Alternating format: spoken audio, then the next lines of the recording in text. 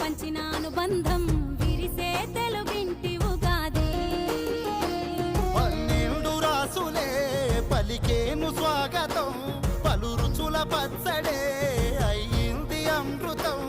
ఈ వేడుకెంతో అద్భుతం. కోయిల పాటల సంగీతం, కొమ్మారెమ్మల కోలాటం పలికే సరికొత్త ఉగాది. ఆమని పూతల ఆనందం, ప్రేమలు పంచిన